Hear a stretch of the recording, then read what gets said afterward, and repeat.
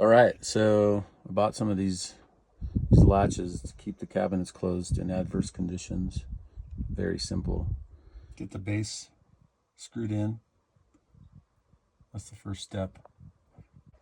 Okay, and then the piece that goes on the door, they provide these little silicone doohickeys. And all you do is you dab them with a little ink. Okay, shut the door. That's where the ink ended up. So now I know where to screw the other side in. All right, the door piece is screwed in. Okay, the four in.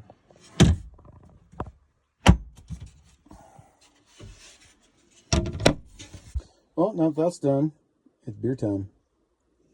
Till next time.